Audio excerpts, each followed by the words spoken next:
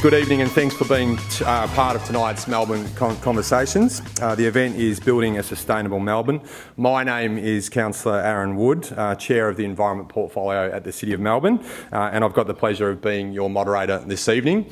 Our panellists, I'm going to introduce them a little bit more fully in just a moment, but they are Dr. Aggarwalla, who is the Special Advisor to C40 Cities Climate Leadership Group, Rob Bennett from Ecodistricts Portland, and Pascale Mittermaier, Director of Sustainability of Lease Construction, Jane Henley, CEO of the World Green Building Council. So just give them a round of applause.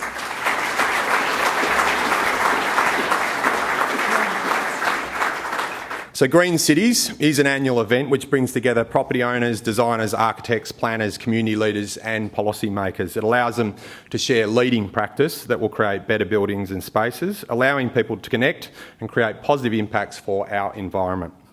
After 2 years in Sydney, it's great to see the event has come back to the better city in Australia and sparked conversations such as this one. This Melbourne Conversations event is a great chance to bring together renowned international guests, as we have on our panel, and world leaders in sustainability to discuss ways cities can achieve the ambitious targets they have set. As one of those cities, Melbourne has been working extremely hard to achieve a sustainable city. We're really proud recently to become carbon neutral for our own operations, but we're only less than 1% of the emissions in our city. So the task ahead of us with zero net emissions by 2020 is great, and we need to work with our partners, our businesses, our industry, and certainly our residents to reach that target. As part of these strategies, the Zero Net Emissions Strategy and also Total Watermark, which focuses on our water resource, we do have a 25% renewable energy target by the year 2018, which I'm extremely proud of. It's an ambitious target, but it's a target which I think that we can reach. As the demands of urbanisation accelerate, we need to keep talking about solutions such as these for sustainable cities, and we need to work with all sectors towards these goals. Melbourne is a unique city, but our challenges are not dissimilar to those being felt by other cities across the globe. That's why it's so important to have our international guests, to have the Green Cities Conference talking about these issues all of this week. I was fortunate enough to represent the City of Melbourne at Johannesburg at the C40 Leadership Summit. And what was abundantly clear was that we need to project this conversation globally, that this isn't just something that one city is facing. In fact, the 63 cities in the C40 leadership group are all facing very similar sorts of issues. By sharing intelligence and learning from what other cities are doing, we can improve our approach at the grassroots level. The exchange of solutions across the world will assist Melbourne's transition. So, without any further delay, I'd like to give a little bit more detail about our panel members. Jane Henley leads the world's largest business organisation, influencing the green building marketplace with over 25,000 company members. As Chief Executive Officer, Jane's role is to drive collaboration between 100 national green building councils and advocate for green building as a mechanism to deliver environmental, economic and social benefits.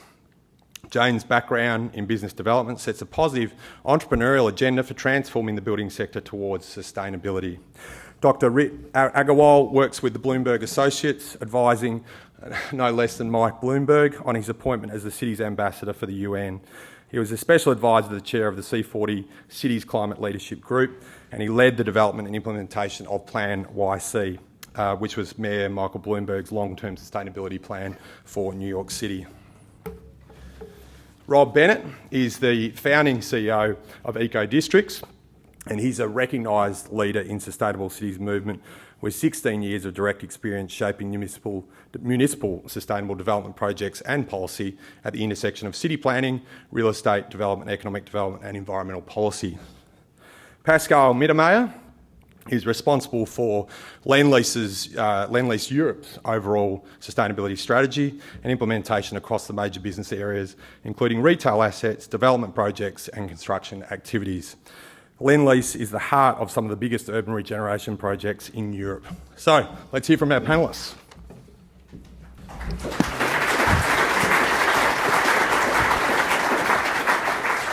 Actually, I feel a little bit like Parkinson sitting here. Rit, please kick us off with your reflections on the topic. All right. Well, thanks, Councillor, and it's very exciting for me to be here. It's my first visit to Melbourne, but I feel like I know the city very well because Melbourne has been such an active participant in the C40 cities. So I think one of the things that I'll start off by saying is I think this city projects itself very well on the world stage when it comes to climate action, given all that you've done, given the great leadership that you've had under a couple of mayors and active leadership in the council, which I think we've learned from in New York, we've learned from across the board at the C40, and that's very exciting. I'll make three quick observations based on my experience in New York and with the C40. One is that this is, as the councillor said, a global movement of cities that have very similar challenges. Every individual city is different, of course, but the similarities are that the city scale is a scale where you can make a concrete difference relatively quickly. You know, national governments tend to fall into much more ideological debates around climate or any other issue, but at the city level, people get very pragmatic, they get local. We had a former mayor of New York in the 20th century who said, there's no Republican or Democrat way to pick up the garbage.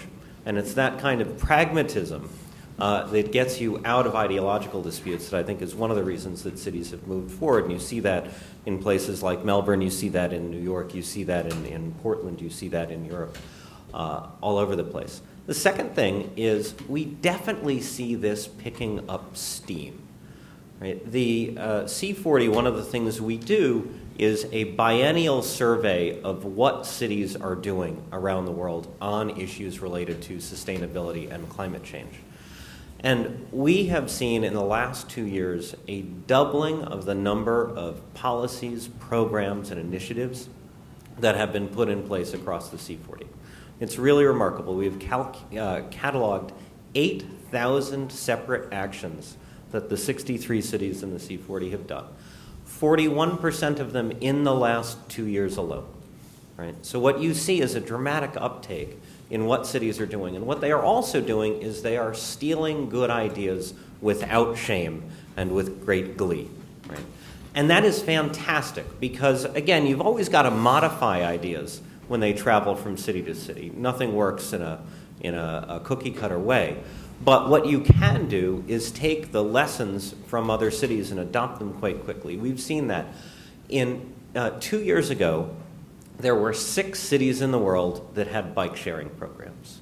Today, in fact, as of late last year when we did this survey, there are 36 cities in the C40 alone that have bike-sharing programs. And it's not just something as relatively quick to do as bike sharing. Another trend we see is the expansion of ideas from the southern hemisphere, and I guess I have to say that with an asterisk here. We're increasingly using that term to mean what used to be developing countries or emerging markets. But from south to north, and the best example of that is bus rapid transit. Bus rapid transit, of course, 40 years ago invented in Brazil, was for a long time considered to be kind of the poor man's version of a subway.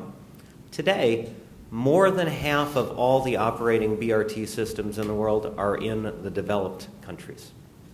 Right, so this is something that we are learning from the emerging markets.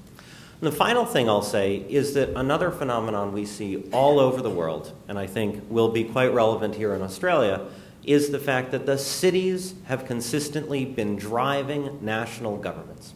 It's not the national governments that have led on this issue. It's the cities. We've seen that in the United States, and in fact, when we were doing urban work, working with cities together across the U.S. to make the point to the world that the Bush administration did not represent all Americans, right? I thought it was just an American phenomenon, but it's not. Mexico City drove Mexico's policies. Rio and Sao Paulo pushed the Brazilian government to be more aggressive on this. The Seoul metropolitan government was far ahead of the Korean government 5 or 6 years ago and got the Korean government to move more aggressively. And what I think that demonstrates is that because you can do things in a local scale, you can see the benefits quickly on the ground, you get it out of the ideology, you can then demonstrate to the rest of the country and to the national leaders that this isn't something to fight about, this is something to just get done. Thank you, Rit. I think you'd make the Lord Mayor of Melbourne very, very happy with those opening remarks. I think there was a comment at C40 about cities inheriting the earth, and Robert Doyle was very happy to read that. So I think your opening remarks are very poignant in terms of how the global scale is looking. Pascale? Oh, thank you, and hi, everyone. We spent a lot of time in the last couple days at the Green Cities Conference talking about how we should shamelessly steal from one another and take the ideas from one city that work and apply them in the other. And there's a great willingness to do that. I thought I would just give an analogy that I think is very pertinent to how we should be working perhaps differently from a completely different angle. So in the mid-1990s, I worked for a biotech company in California that discovered the technology, invented the technology that, the molecular technology that allowed for the discovery and detection of the HIV virus. And in 4 or 5 years, I witnessed an unbelievable change in the way medicine was practiced. So the discovery of the virus and the ability to measure it changed the relationship between doctors and patients, changed the way clinical trials were done, changed the way various drug agencies approved and reimbursed products, and had a really profound way at how different kinds of doctors collaborated and the kinds of people that were involved in solving this very intense crisis. And the reason I bring that up is I think that's really what's needed on a built environment level as well. It's a field very much dominated by architects, engineers, and landscapers. And if we work with these three groups in a very traditional way, we'll always find the same old answers to the same problems. And so what I'm very fascinated by is who do we bring into the mix to ask the unusual question that will break apart the silo. And so be it psychologists, be it nutritionists, be it travel experts, be it any kind of new discipline that will force the old ways of doing things to ask new questions. And so I think that's a real need that we should drive. I think that's the fundamental skill of the sustainability expert, is to seek out that kind of expertise to bring NGOs and companies and cities and really create that new mix. So maybe we'll get a chance to talk about some examples later on, but I would say that's my opening salvo. I was just about to say I'd love to come back and get some examples of that, Pascale. And I think it's not only the solutions that we're looking for in terms of who do we bring in, but how do we also reaffirm or reform rather the question itself, because I think that's another interesting area where we seem to be getting bogged down in, is it left or right, is it belief in climate change or not, and that there's a different way of asking that question, so I'd love to come back to that as well. Over to you, Rob, for your opening remarks. Sure. Greetings from Portland, Oregon. I like to say that Portland is the sister city to Melbourne. You guys might not believe me, but for those of us who live in Portland, we see a strong kinship with this city and the approach that you've taken to livability, certainly streetcar, and the city's very smart move many years ago to retain some of its built environment and its infrastructure, and ultimately is sort of teaching the rest of the world, including Portland, just how important that infrastructure is for livability. I represent an organization called Ecodistricts, and as the name implies, we're passionate about the neighborhood scale as one of the significant opportunities to accelerate sustainability in cities. For years, I worked within municipal government, both for the city of Portland and also the city of Vancouver, BC. And I can say 14 years ago when I started this work, I entered into a very strange and lonely office, the Portland Energy office, to start this work on climate change. And there was about 6 people in this office, and we were doing sort of bizarre public-private partnerships with our local utility to execute on building efficiency programs and frankly having a very small impact in the work. So imagine 14, 16 years later, both as written, Pascale's remark, the sort of enormity of scale in which cities are taking this on and industry is taking on the green building and green cities movement is sort of staggering. And I think picking up on what Pascale was talking about around collaboration, when we unpacked the issues that we see driving the need for new models of infrastructure deployment, scalable building solutions at the neighborhood level, it really comes down to the lack of public-private partnerships and the governance models required to do this work. And as Rit was talking about the rapid deployment of technologies in cities, it's a good news story, but when you really unpack it, you're seeing sort of the low-hanging fruit sort of being deployed, building bike sharing systems, using innovative financing at the local level, sometimes using federal dollars to deploy those technologies. Doesn't take a lot of governance, but when you get into neighborhood scale development, you're talking about neighborhood councils, you're talking about city councilors representing local jurisdictions, you're talking about public agencies deploying some level of infrastructure and quasi-region state utilities deploying other pieces of the work, and then ultimately real estate and community developers doing the rest. It's a very complicated ecosystem. And what I look forward to getting into this conversation today is to talk a little bit about what the new models of governance need to be. A lot of the conversations, particularly in the U.S. in the last 8 years, have been around new finance mechanisms around infrastructure and building efficiency. I'm of the belief that it's not so much about the technology or frankly the financing. It's really about the public-private partnerships to knit these projects together to make sure that it's an understandable supply chain to do the work. And it's a really rich environment to work in, but it's very complicated. And frankly, it's a nut that we have to crack if we're going to accelerate this agenda even further.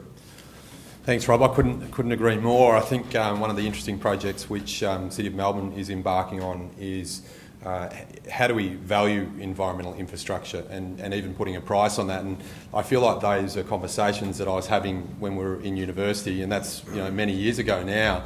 How do we put a dollar value on those ecosystem services? But not only that, things like your tramcar network I know have had huge economic uplift for the businesses that surround them.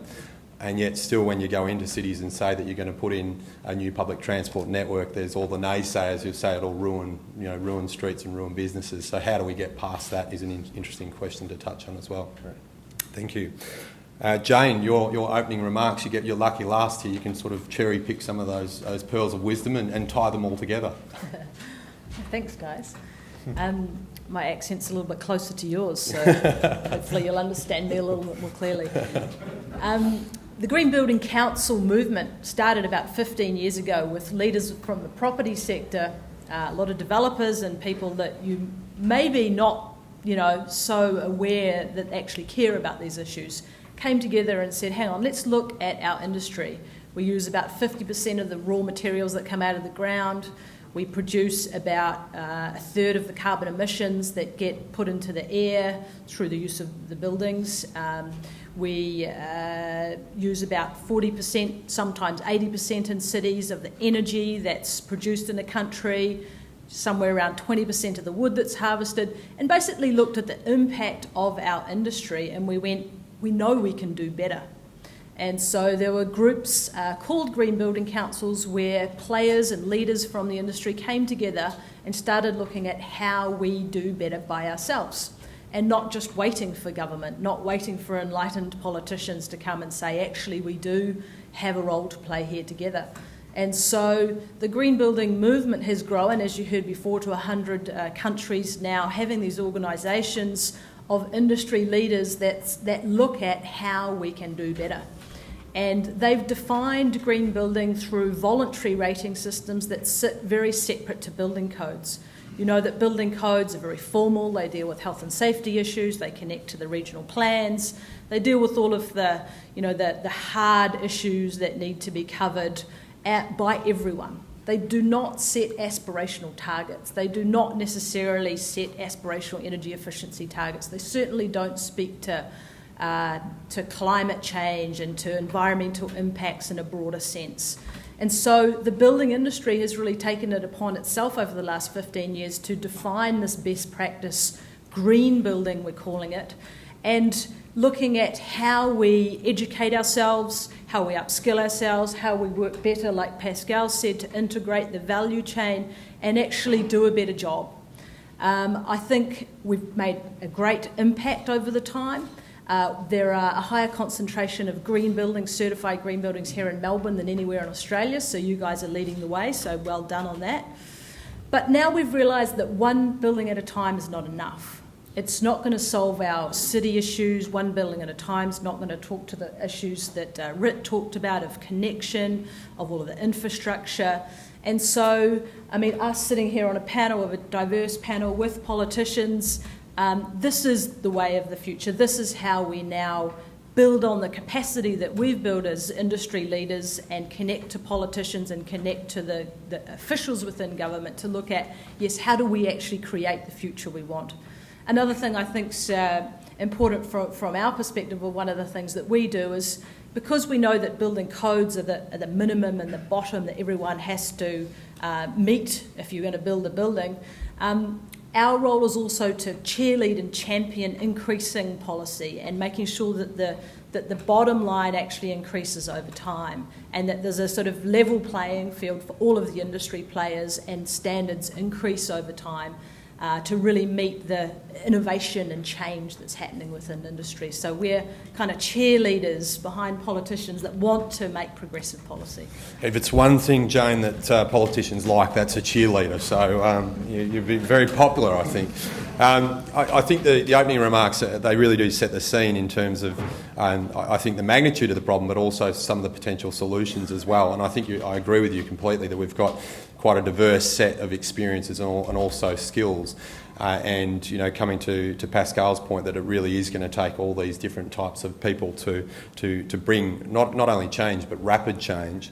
Rit, I might kick off with you, but please, each of our panellists, jump in on this question, because I think it's the one that we're really wondering about. With bringing about significant change, what are some of the barriers to that change for cities, and how do we break down those barriers more quickly? Well, I think the barriers that cities face are going to be no different than the barriers that a company or an individual would face, right? One of them, and you kind of touched on it, is simply the fear of change, right? And one of the things that strikes me is that when you start doing something, you get better at it. Right? There is a terrible fear. You're going to overstudy. Should we have a streetcar? Should we close this place to traffic? Should we implement this requirement for how buildings are done? Right? You overstudy it, and you realize, first of all, none of the projections are accurate because they don't take into account what you learn along the way. And it's much easier to give prominence to the downside than to the upside. Right? And we've seen this in New York when I led the sustainability office. People were worried about all sorts of things. That we mandated benchmarking and disclosure for building energy efficiency. In the United States, we don't have that as a national requirement, so this was quite groundbreaking. It was only us in Seattle that started this. And we had hours and hours of arguments about how the analysis was done and was it fair because, there are a couple of buildings in the city that have a television studio and those might not be treated fairly, so we shouldn't do the whole thing, was the position that some people were taking, right? And of course it turns out to be irrelevant, and a couple of buildings have an asterisk for a little while, and then it actually, you learn how to do the rating system to accommodate for that. And I've seen that in Times Square. There was a big uproar when Mayor Bloomberg proposed closing Times Square to traffic. Now everybody realizes it was a great idea. The new mayor quickly had a moment when he said, well, maybe we should revisit it, and the tide of public opinion convinced him otherwise that it wasn't even a question, because everything adjusts, and it turns out this was a great idea. And the biggest piece of evidence I have for this is that we in New York, are so far ahead of the targets we set for ourselves, right? And we thought those were pretty aggressive targets. But things got easier as we did them. And I think that's one of the key lessons. The other one is, however, the challenge of what powers you have, right? And here's one of the key differences around the world is that a city government does not have the same powers or the same jurisdiction as any other city government. New York, the mayor does not control the transit system. Even though the majority of New Yorkers blame him for it, they still don't. He doesn't actually control the transit system. It's pretty good, Britt, compared to some transport systems. Well, yes, but that kind of thing. So how do you develop an integrated plan when you don't have the full powers? You do develop the kind of partnerships that Rob talked about. These are some of the problems when you can't do something in an integrated way. When somebody's got a different boss, you're still trying to work together. It makes it a little more difficult. Ultimately, I think we globally need to constantly be questioning the allocation of powers from the local and the regional and the national level. Isn't it beyond that, though? Isn't it budgets within, even at the city level? Like if you think of transport budgets versus building budgets versus health budgets, I mean, there's a lot of kind of, when we're trying to produce the kind of value case for doing something or the return on investment, there's often kind of the siloed nature of how we allocate budgets within cities seems to be a bit of a barrier as well. That's a really good point. So with Plan YC, did you break that down in any way, those silos? Well, I think we benefited from the fact that given that in New York the mayor has the primary authority to set the budget, it still must be approved by the council, but the way the balance of power works, it really is originated by the executive branch. We never really suffered from the idea, well, X percent of the budget goes to this and Y percent goes to that. So that wasn't the challenge. There were financial kind of budgetary things. So New York does not have any dedicated taxes. Everything goes into the general fund and then everything is reallocated out, which in some cases is a very good thing. In other cases was very difficult because we couldn't necessarily make the case that, well, this will pay for itself, so it should essentially be free, right? So I don't know. And then the overall availability of money is a constant challenge, but that's true around the world. Rob, just following on from that scenario, I can't help but go back to the tram car stuff because I actually met your mayor at the Joburg conference, and I was talking to him, and sort of halfway getting through speaking to him, I realised that I'd actually seen a TV show on this whole thing about sort of the fight back, I guess, with putting these tram car networks. And it's the one thing that Melbourne has that people are very envious of our tram network is fantastic. Following on from sort of Ritt's observations, how do you, I guess, fight that, not in my backyard? How do you build the business case to actually get these sorts of initiatives to fruition? Well, a lot of it's about, I think, language and value proposition. Portland was the first city to start to meet Kyoto protocols in the U.S., and not a word was ever mentioned about climate change. It was about a livability agenda. And Charlie Hales, who's our current mayor, was one of the sort of key champions in the 90s and early 2000s about building a more livable city, which was really about rehabilitating and imagining the city as a more dense, mixed-use place in which we had a much richer mix of transit options, et cetera. And so, much of the agenda was predicated on, making good decisions for the citizens around a more livable city. And then ultimately the economics and how those arrangements to do projects came forward sort of followed. So the streetcar, as an example, didn't make sense from a lot of perspectives to spend that amount of money for a 3-mile tram line through the center of the city, in which already had very good transit access. But we didn't realize it was going to stimulate over $4 billion worth of new development in a part of the downtown that hadn't seen much development. Likewise, $1 million a year in the city of Portland now translates into a $90 million a year bike economy in Portland for very simple bicycle transportation infrastructure. Much of that was work done by local advocates, cycling advocates, and others who were finding very creative ways to take very limited amounts of money to ultimately build something that's much beyond just a simple transportation option. It's about the culture of the city. Did you know bikers are sick 1.5 days less per year than non-bikers. And that makes any HR manager excited about the sustainability, I can assure you. It's right, and I got to tell you that those statistics and that sort of data is proving out. But I have to say, it rarely moves the needle. Which is it's good data to sort of reinforce, but the issue that you raised about NIMBYism, I mean, it still takes us 2 years of public process to do 3 miles of lanes in a low density neighborhood, because we're talking about taking a few parking spots off the roads in Portland. And as one of my board members loves to say, sometimes you have to repress your democratic urges, something we do not do in Portland very well. We really express our democratic urges. And in New York, I don't know what the stats are, but the speed in which cycling has become a very serious endeavor in that city, which has got, I would imagine, much more difficult politics, and the pedestrianization is sort of staggering. So sometimes you just got to move, and then the economists will follow with the great data to sort of back us up. But rarely is that data sort of collected and used to sort of fight NIMBYism at the front end. And it gets to why sometimes I get personally so frustrated, because I think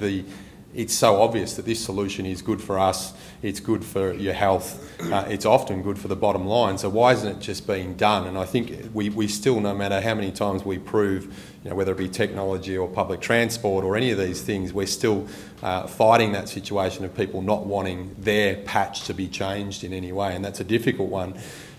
Jane, how have you seen cities around the world, I guess, coping with that need to retrofit, I guess, existing infrastructure and make buildings greener? How do you sell that concept? Well, I mean, we're sort of talking about barriers here as well. I think one of our challenges, and it's come up quite a lot over the last couple of days at the Green Cities Conference, is in our language. And this is why we're kind of excited to be here with you, because great, 500 of us can be in a room and we can talk about green buildings and all the technological advances and the number of square metres of green space. And we can talk about, technical things like, this air conditioning unit's got a new filter and it's got the 2002 microparticles, which improves this. But if we're not translating that to something that you understand, to say your kid will get less asthma, you'll get, one more day a year that you're not sick, and translating it into the great technical things we're doing, but how that benefits you in your lives, in your personal lives and in your work lives, and how you get around, then what we're doing and the work that we know we can do and getting the political support is a little bit harder. So that's why these conversations between the sort of technical experts and you as people in our community that we're doing this work for are so vital. Yeah, I think you're right. My eyes started to glaze over as you were going through the numbers, and it's exactly the issue that I have, is that I think in the sustainability area, and this is an area that I've been in for 15 years. I'm now a politician. I don't wear that tag very easily, but in my other life, I work in education, environmental education. I think it's telling the personal interest story, trying to find what moves people inside that has far more impact than number of tonnes of CO2 emissions saved. Pascale, with a building, how do you tell that, I guess, personal interest story? How do you change this to be about livability and less about whether you're green or you're black or whatever colour you want to be? How do you change that into a personal interest story? So I agree. Don't talk about CO2 and kilowatt hours, and instead talk about the role of fresh air and natural light in an office, or kids learn substantially faster in classrooms where there's fresh air and natural light.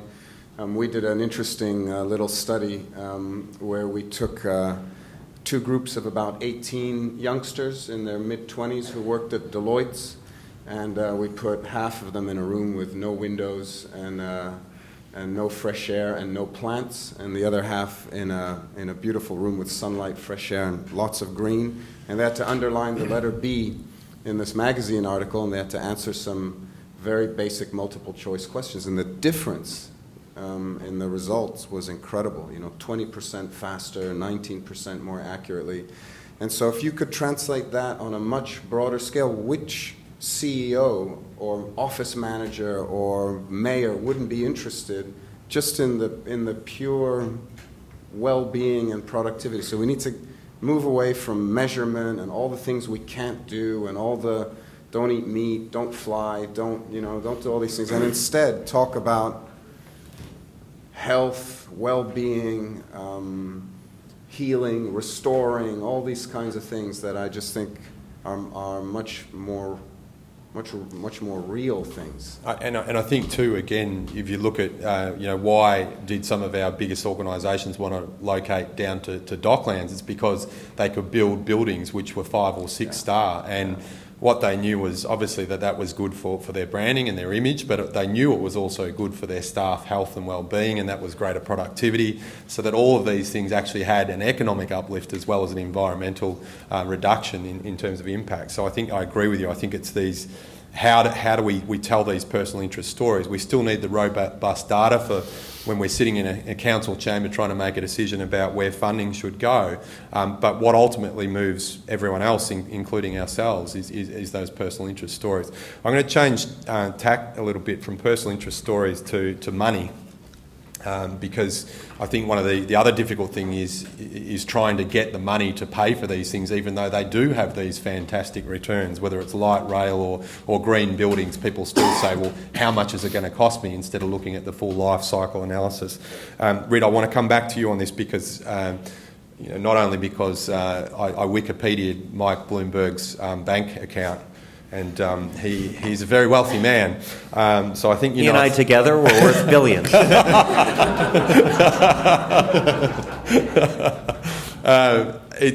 I think that experience from having two of the world's more conservative businessmen in Bloomberg and Rockefeller now throwing big amounts of money at climate change and adaptation. What role does private investment play in building green cities? How do city councils, governments unlock that private investment to turn our cities green? Well, I mean, we've got a couple of people here who have even done more of it, so I'll defer to them after just one observation, which is that at the end of the day, almost everything in a city is built with private capital, right? If you look at the whole city as a unit, the buildings, the furniture in the buildings, the things that we all have, these are all the components of the city, right? The government investment is relatively small. And I think thinking about Pascale's point a little while ago about the holistic approach to things, and Rob's numbers about what small investments catalyze, it is the question of simply of how do you package that as a unit, right? Where government can make the investments that are appropriate for government that then lead directly and to those private investments. The trick is, how do you link them? Because the fear is exactly kind of as you were talking about with the Portland example. We're going to spend all this money on the light rail, and what if nothing follows, right?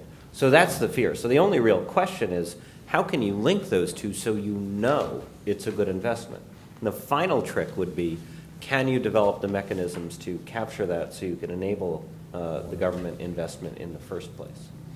Any other reflections?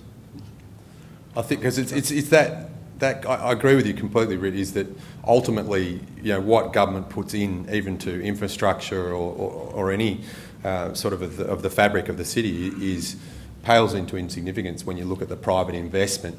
Obviously, we've got regulatory levers that we can set. We've got policy. We've got standards. I think the mandatory disclosure of neighbours rating has been a fantastic thing in Australia. And it's meaning that the commercial sector is actually striving for greener buildings without too much pushing from us.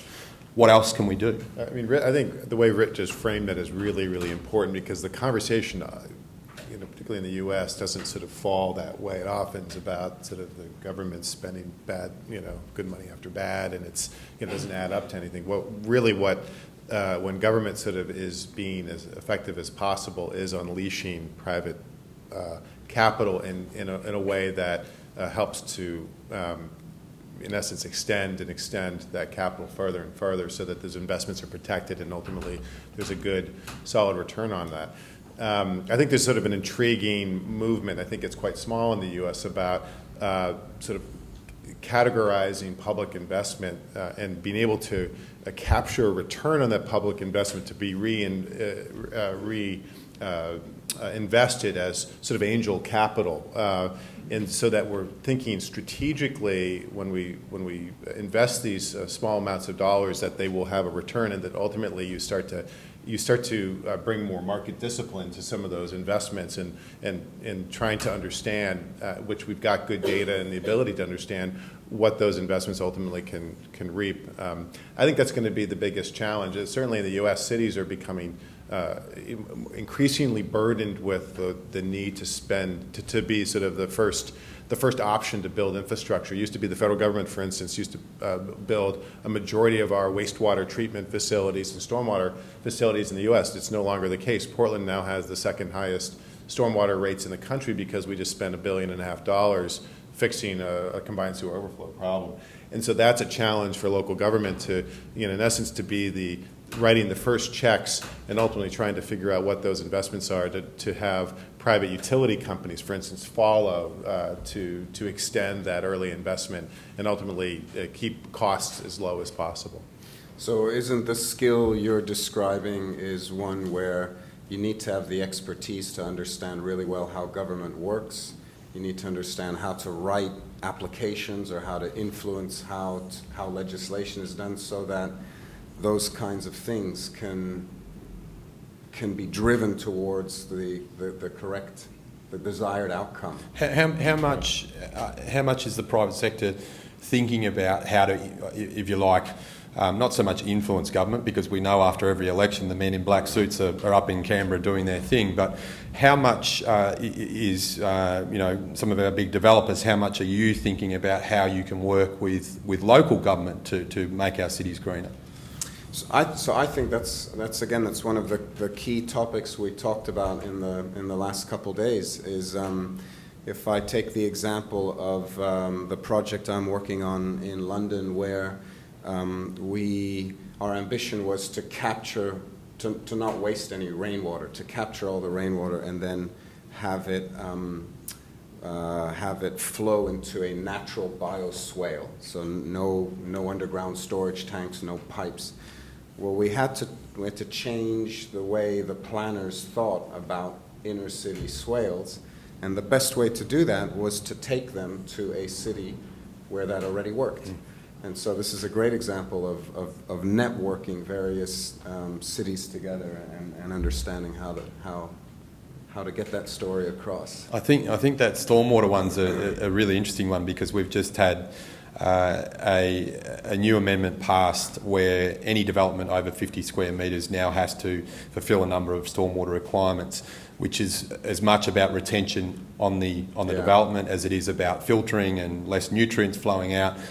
But it wasn't too long ago that I remember in Melbourne that it was actually, you had to get a permit to put up a water tank in the driest inhabited continent in the world. So I think that sometimes, I guess the message there is that there are these planning scheme mechanisms which city governments can implement, but that we also shouldn't get disheartened about feeling like the rate of change is glacial, because you only have to sort of look back 10 or 20 years and the conversations are changing rapidly.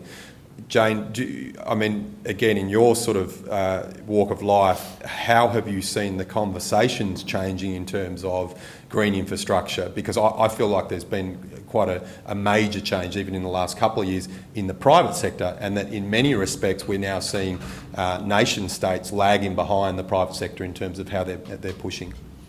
Yeah, it's interesting. Often business says, look, they need help and incentives from government to change their business model and to get over that kind of early adopter phase. And I think Melbourne did a good job initially in funding some of the early green buildings. And then once the kind of capacity is built up within an industry, it reaches a tipping point where it's profitable and it's marketable and it's not this kind of niche business anymore. I mean, Peter Verwer had a stat in his closing thing, Romley, today, said something like, 8 years ago there were 900 solar units in the region, and now there's something like 260,000 or something. So, you look at just the uptake of 2.5 million. So, the uptake of solar, at first people thought it was a fringe technology. How are we going to manage it? We need government incentives.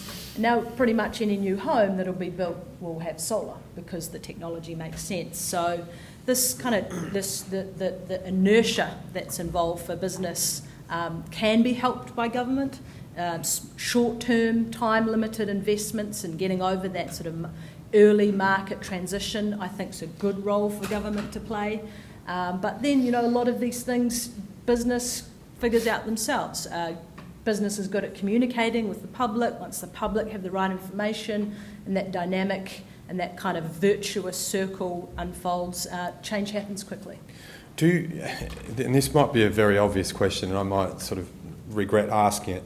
I think with the solar, that's a really interesting one for me, because I've got a 4.3 kilowatt system on my roof, and it's a little bit like the colour bond ad for me. I come home and sort of stand in the middle of the street and look at it, and I've had a rough day at work, and I think, 16 kilowatt hours generated. Thank you for your hard work today. And I just think this idea, Thomas Edison talked about, grabbing the power of the sun, and I hope we don't have to wait until oil and coal run out before we tackle that. Is the private sector being frustrated in some ways by government? And if so, what levels of government are more frustrating to business at the moment? Pascale? No, I don't know. I was just thinking of something really important that you said. So you come home and you look at the solar panels, and I think a lot of the renewable stuff, solar panels, composting, understanding where energy comes from, understanding where waste goes, connects us far more with what is actually happening and what's actually important, and the role of nature in cities, for example. And so I think we could be at the cusp of some really important change also in how we fit into cities, and what this comment you made about looking at the energy that was generated, I think is really important. You worry about what the weather's going to be like. You worry, it doesn't just come out of a socket somewhere, right? And I think this kind of connection to our surroundings and appreciation for the role that nature plays, not just for the role as nature, but the way it cools a city or the way it stops flooding. And that's a really important component of the sustainable city that we've been talking about. I love your answer for two reasons, because you definitely sidestepped the government question. But also, I think that connection with nature is an interesting conversation to have in a highly urbanised environment. Our urban forest strategy that we've got for City of Melbourne is about doubling the canopy cover over the next 20 years. Now, obviously, part of that is Melbourne's amenity is our parks and gardens, and we're known for it around the world. We went through 12 years of drought, and it was a big wake-up call for us about the fact that we need to look at different ways of capturing water, not just to conserve water and lose this great green infrastructure that we have. But in having that conversation, people are very happy to say, yes, we need more trees, this is fantastic, please plant more trees in our city, until that tree is planted out the front of their house, and then you have some more interesting conversations. How do we... because ultimately, if you make a city good for people, a city is a good city, but often it's about what sort of buildings you're going to stick in that city is the first question is asked. How do we make our cities more organic? It's a bit of a naff term, but how do we get them more in touch with nature? Let me answer that one and answer your other question about Good. I'm glad, Jane. Politicians. Good. So let's just look at Singapore. I'll be taking notes on this one too. Singapore 30 years ago looked at how they would transition from a third world city to one of the leading cities in the world. I mean, they're a country, but they're a city. There's 5 million people there now. The first thing that the Prime Minister did there was plant trees. I don't know if you've been to Singapore for the last few years, but those trees now are very beautiful. They provide shade. They're one of the things that makes Singapore a very attractive place. So when they had little money, they started off with planting trees, and the reason was because it made people start to love their city. It made people connect to the long-term vision that was there, that the Prime Minister had, and that took 30 years to roll out.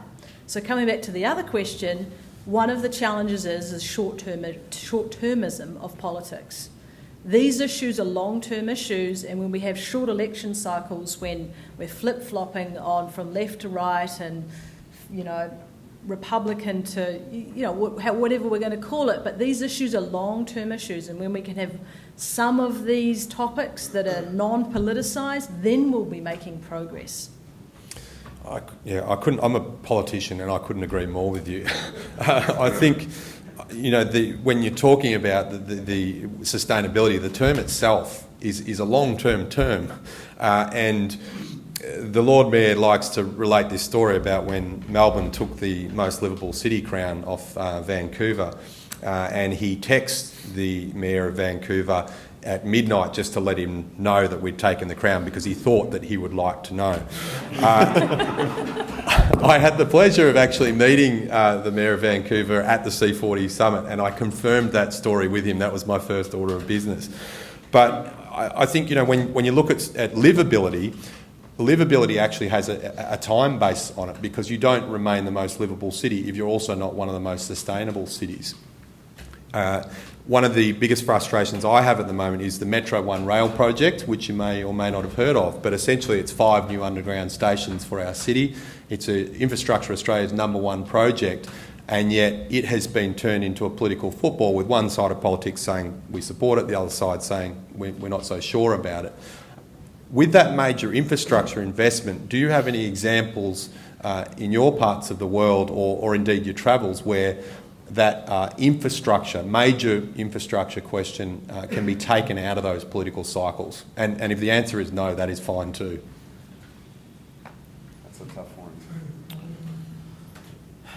I think the only things that are actually big projects that are done by consensus are so long overdue and in such dire straits that you don't want to emulate that approach.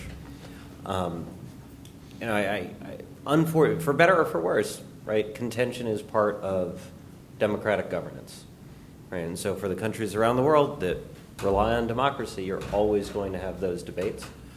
I think what I take away on the question of infrastructure, to me it's a very similar dynamic as several of the other things we were talking about. The financing, the question of how you convince people to take that somewhat leap of faith, because fundamentally it's about desire. What is it that people want? And I'm actually a little bit skeptical about the argument that it's a lack of financing that holds back fill in the blank, right? It's not. I mean, there's nothing that we're really talking about that the collective society of New York City or Melbourne or the United States of America or Great Britain cannot pay for.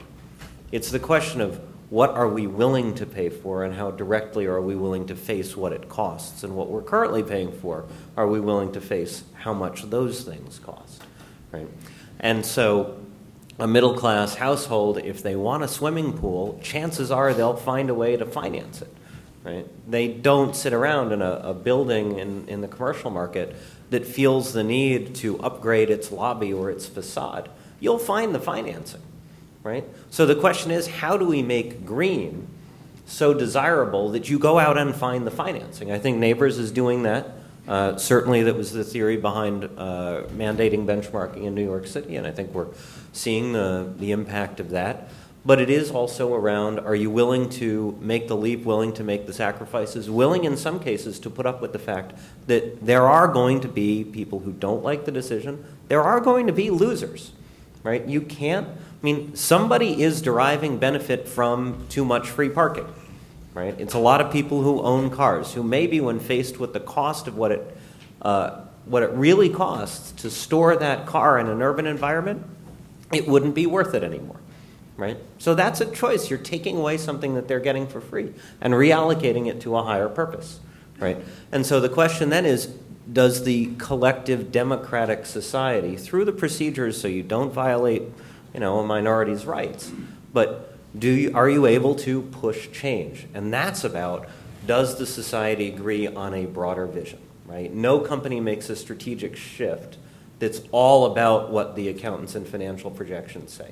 It is about the vision of a leader. It's true about a city. It's true about a nation. Yeah, absolutely. And I would just to add to that, most, I think, good decisions often were not followed by a lengthy consensus building sort of effort. And frankly, in the U.S., 40 years, 50 years of sprawl building didn't start with a conversation about should we build sprawling exurbs and suburbs. It just was done. It was done by decision makers making decisions with infrastructure dollars. Likewise, in green infrastructure, again, going back to stormwater, those were decisions made by a utility to be very practical about how are we going to solve issues, and it turned out the green infrastructure was less costly, but not after spending a lot on gray infrastructure to get to that point where we could do the economics properly, and we could convince, in our case, the federal EPA that it was, we could figure out how to do green infrastructure and get the same results. And that, bicycle, whether it's bicycles in New York or bicycles in Portland, likewise, we didn't have a big conversation about bicycling. Some decision makers started building infrastructure. What's interesting sometimes, though, is when things become successful, and again, Red said this, there's going to be losers, and there's also going to be sort of conversations that get, kind of out of whack. In Portland, for example, bicycling is becoming a conversation around gentrification, particularly in historic African American communities in which many of the citizens are responding very negatively to bike lanes because they see it as a tool of gentrification, part of the conversation they were not invited into, and they don't see themselves bicycling around.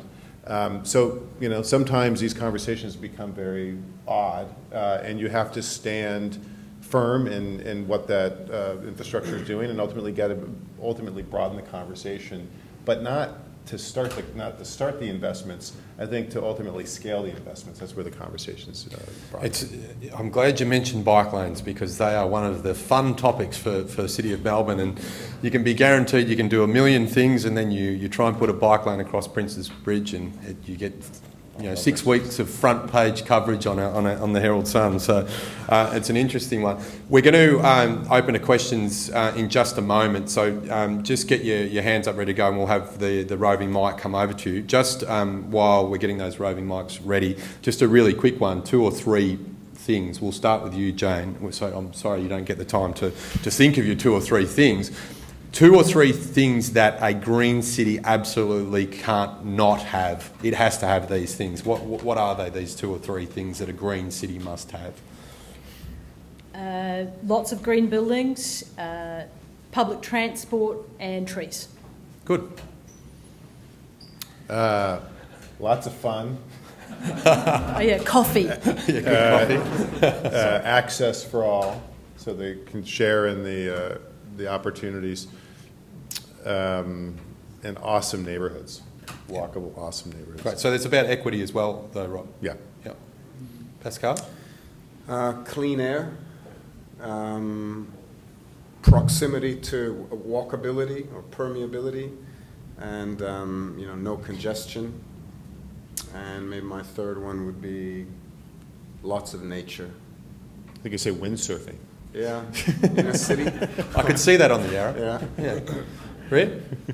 Well, so much has been said already. I'll just add one, which is, I think, a sense of place, because that becomes the guiding principle around which you build everything else. So what is it, as much as cities are similar, New York has a sense of, we're New York, we're not Chicago, we're not London, right? And London clearly has an identity of itself and what it values, and Melbourne does as well. And I think that's what anchors the notion of making a city better, is we know what's good about it today. Yeah, it's why our audience has turned up tonight, because I think that sense of place in Melbourne is alive and well. The other thing too is that it's really interesting that you've brought that up, because that's also an Indigenous concept. That sense of place, whether it was knowing that rock or that river, and that sort of idea of being one with the world. I think that's something in cities which we're seeing now with some of these smarter green buildings, that they're starting to introduce that fact that you can smell the air, you can see water flowing through the grounds, and I think that's actually important to our psyche and our well-being, and ultimately our health, and that's a much bigger question that we need to be having as well. Okay, questions. We've got our roving mic, Michelle. We've got our first question, just your name and your question, and you're welcome to direct it to a panellist. I just wanted to suggest to the panellists that the first thing we should have is a vision for Melbourne. Melbourne City Council has registered Sustainable Melbourne as a brand name for part of its operation, and it seems to me that given the absence of vision in Australia at the present time, and given the logic of Melbourne taking a lead role and being a model for other cities in Australia and elsewhere, that we should take advantage of the perception of us, and also the fact that wherever you go, whether it's Melbourne Town Hall or whether it's Melbourne University, they're packed out with people.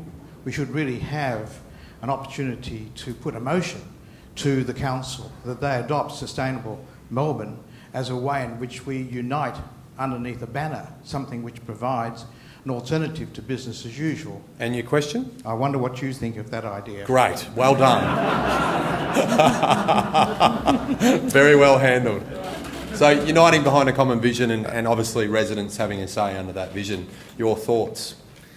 I don't know if you've ever seen photographs. I think it's the World's Fair in 1930-something in New York, where they had people walking through these models of high-rises and superhighways, and they were describing the vision of the car and mobility and sleek steel engine, all that kind of stuff. And they did paint a vision of what happened in the last 50 years. And I really resonate with what the gentleman said.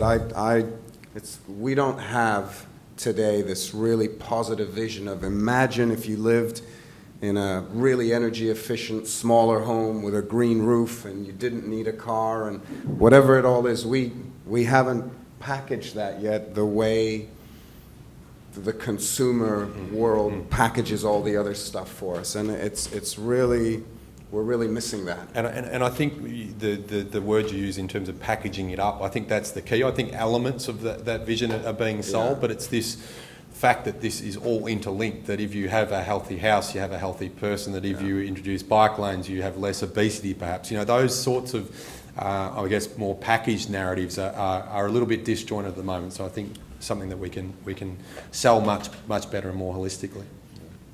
Next question. As proponents of green buildings, if you were asked to do a major urban renewal project, say about 250 hectares, what sort of building typology would you recommend?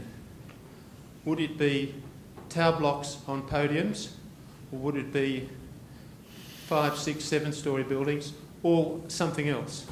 Yeah, great question. Interesting. That debate played out in Vancouver, BC, when I was living up there for the Olympic Village. That's, if you're familiar with Vancouver, it's a podium. In fact, the sort of podium was invented, the sort of skinny podium was invented in Vancouver through a sort of a wrinkle in the building code. It became very popular because, from real estate perspective, it allowed for view and light to be protected, and those views, which were worth a lot, to be protected.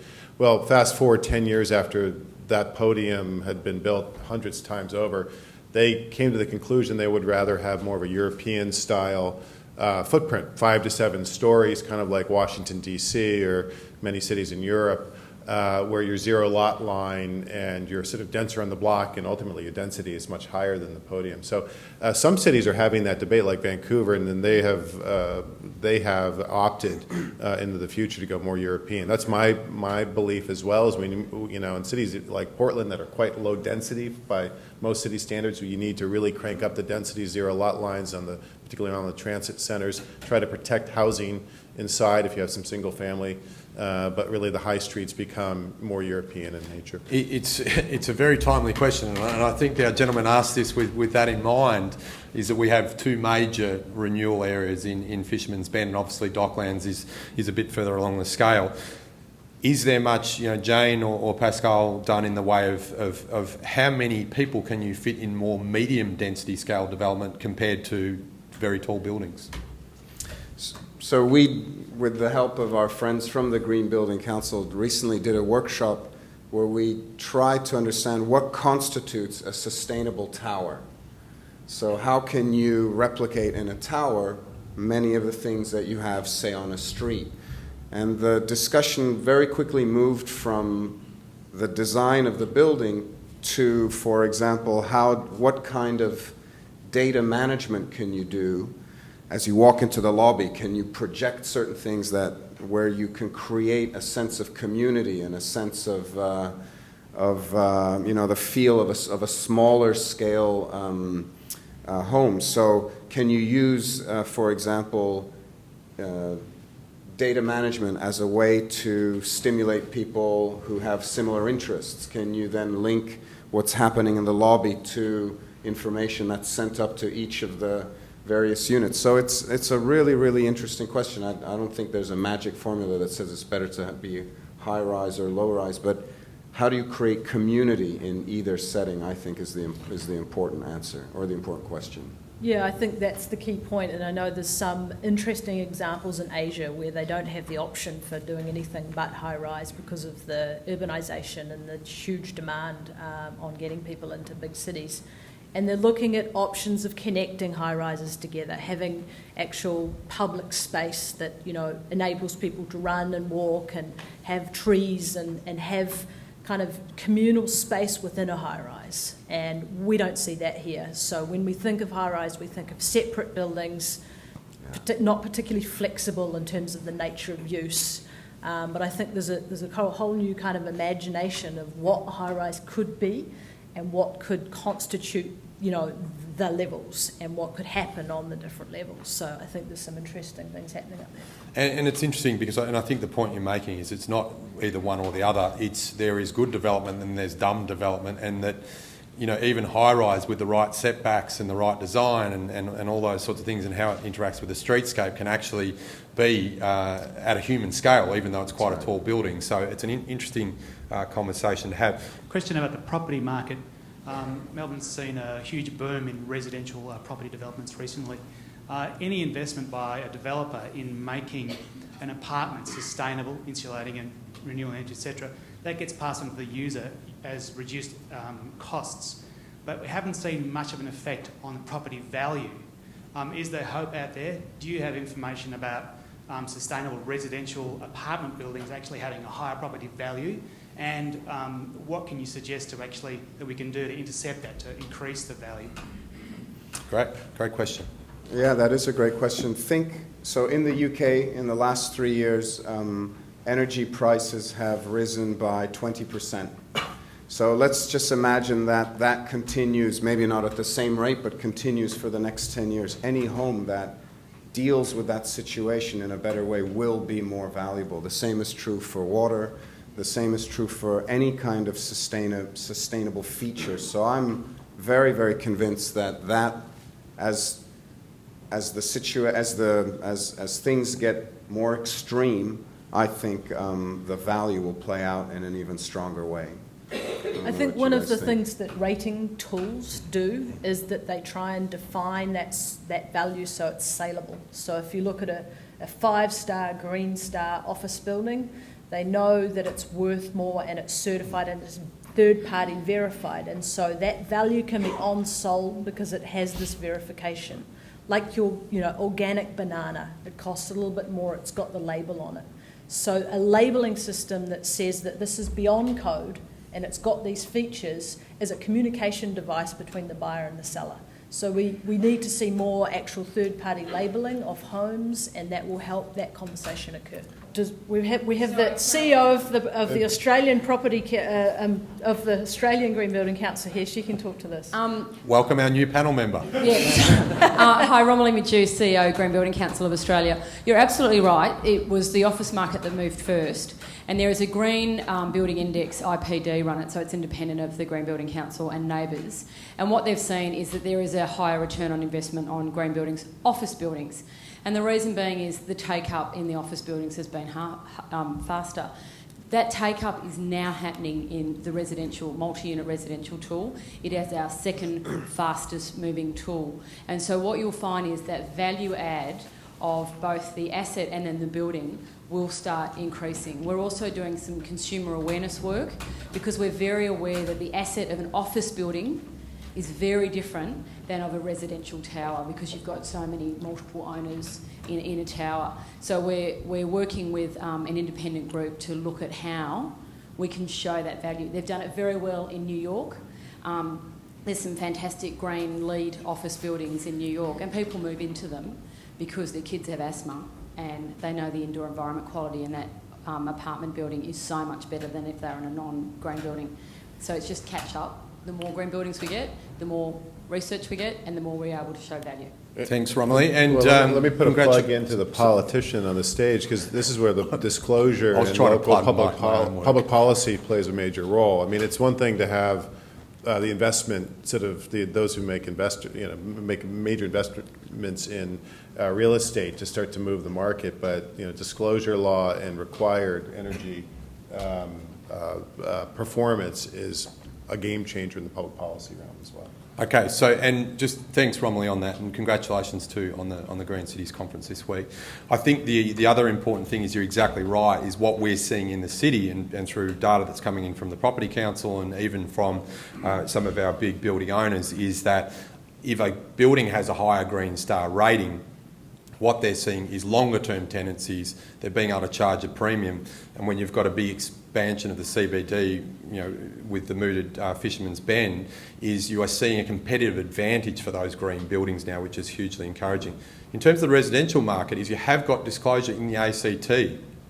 So I believe that's coming to a store near us very quickly, and what you will see is that on an advertising billboard for a house, you won't just see 3-bedroom, fantastic vanity, double car garage. You'll also see, and energy costs this much a year, water costs this much a year, and so you'll buy a house based on the life cycle of that. Hence, my 4.3 kilowatt system is adding extreme value to my house, which I'm very happy with. Our next question. Just wondering, you mentioned Kyoto protocols and all that sort of thing, mainly to the councillor. Is it like Bridget Jones's diary where, I didn't lose weight this year, that's too bad? Or is there, like, in my job, if I don't meet the quota of whatever I have to meet, there's a consequence, like I might get fired, or it might be a fine, like Yarra Trams didn't meet their targets? It's a very, very great question. I think there is an ultimate judge, and it's called, if you run out of air quality and water quality, that's a kind of a very worrying judge of whether we get this right or not. The question, I guess, though, and I might come to you in terms of New York's experience here, is, Kyoto, Copenhagen, all these sort of more international agreements seem to sort of come and then they go. Do they have much influence on cities and how they go green, or do we just keep getting on and rolling up our sleeves? Well, I think, so leaving aside the international and national targets, I think the question that I would encourage you to think about is the role that public target setting plays in the local government, right? And ultimately, there's no way to enforce a policy if the public isn't willing to hold the leadership accountable, right? So one of the things that we've stressed at C40 is annual carbon emission reports from our cities, publishing the data, making sure that as long as there's a public and advocacy group, whatever, in a given city, that it is equipped to at least let its citizens know whether the city is meeting its targets or not. Because ultimately, and this is where some of the international negotiations fundamentally break down, is you can't penalize someone who is sovereign by definition, right, for not doing their job. That's what sovereignty implies. If the people are fundamentally sovereign, then the people are the only people who can discipline themselves, right? And the only way to do that is through full disclosure. To get back to Bridget Jones, it's a question of how public was that weight loss target, right? And if it's only a commitment you make to yourself, those are, of course, the easiest ones to let yourself off on. But the ones you scream from the rooftops, you lose a lot of face if you don't follow through. I like that point you make about Bridget Jones, because I'm impressed,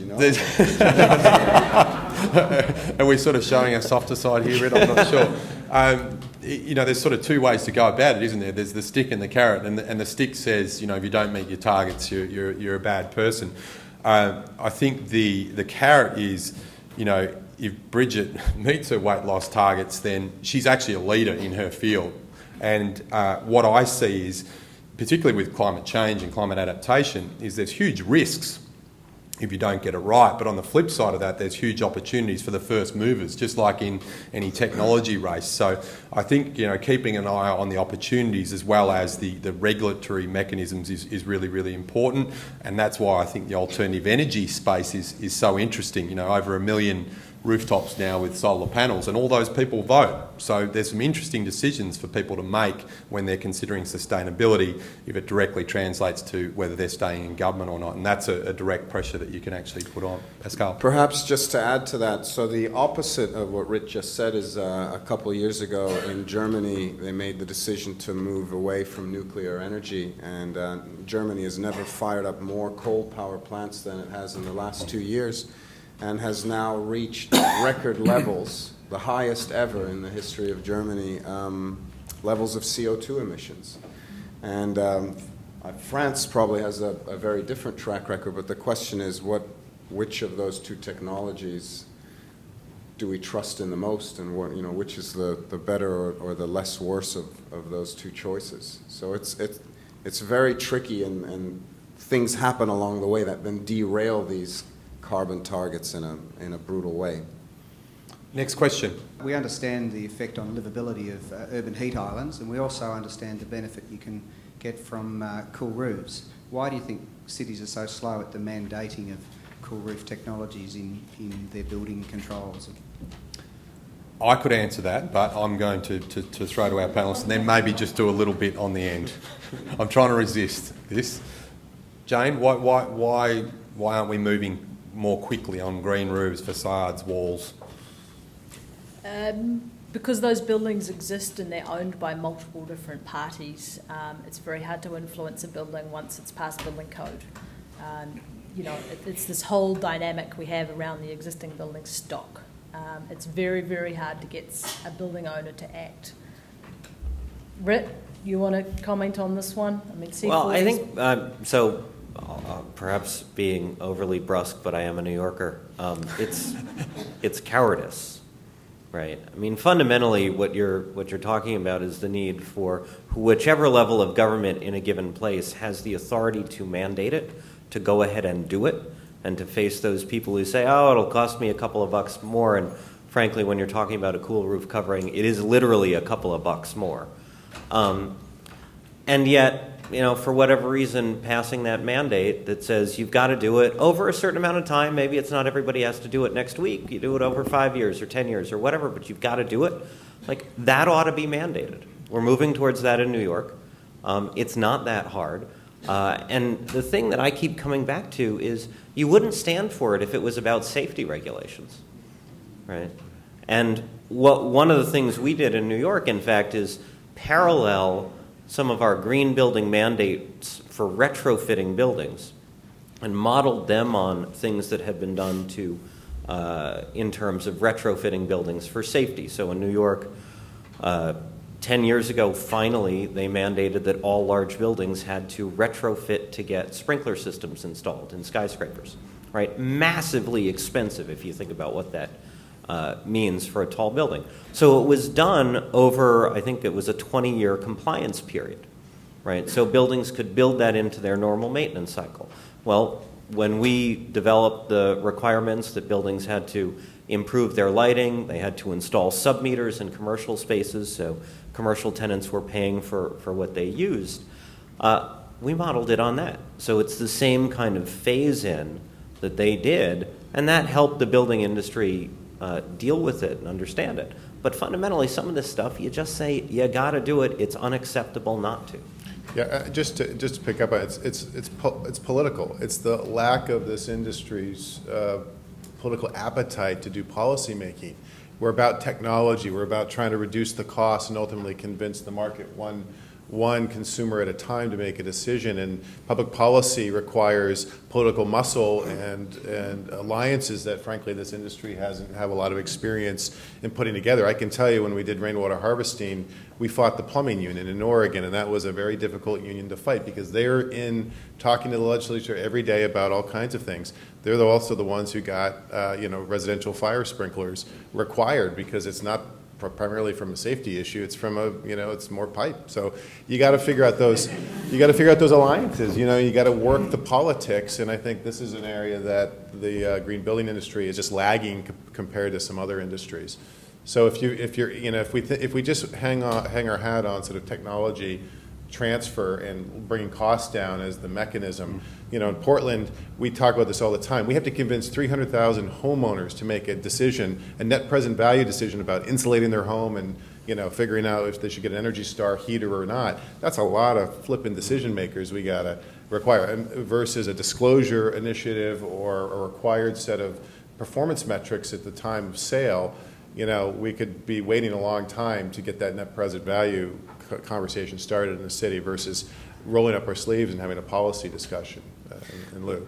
The most extreme example I know of that is a friend of mine works at Marks and Spencer's, a food retailer, and half of their energy use in stores comes from refrigeration, but there's such a reluctance to put glass doors on the refrigerators because 1% less people than buy the orange juice or grab the milk, and it just seems, again, to Ritt's point, it's up to us. It's about the people who then say, well, we demand that or we want that, and not let it be driven only by people who measure success only in footfall and number of cartons of milk that is sold.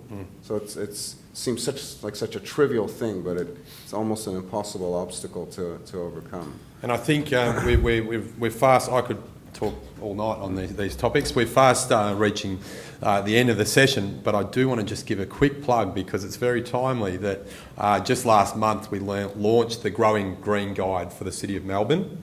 It was actually a partnership of inner Melbourne councils, and that Growing Green Guide is one small key in terms of greening facades, roofs and walls, in that it actually shows you how to do it, species selection, how to actually construct them, what sort of reinforcement do you need on your roofs, because one of the big issues with green roofs is people want them, but many of our existing buildings simply can't actually hold a green roof. So then you might suggest a white roof, which is far less expensive, still actually reflects a lot of the heat and drives down those energy costs. So I think we've talked a lot about how do we bring about change tonight. And I think we've had a few great examples of that.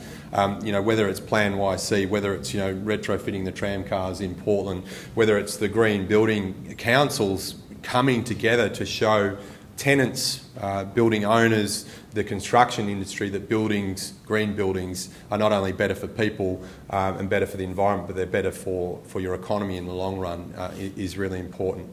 I want to thank you as the audience for coming along tonight. I think, you know, it's an absolute privilege to have you come along and listen to us tonight, but I also want to thank our panel members who I've enjoyed your time up here immensely. Rit, you've just been so giving of your time over the whole week that you've been here. I've said that Rit manages jet lag far better than I do. When I was in Johannesburg, I was sort of mumbling different sorts of language when I first met him.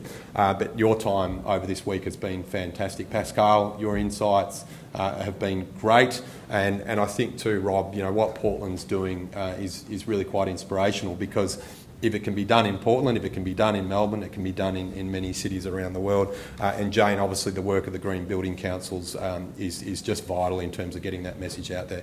So please join with me in thanking our panel tonight for their time.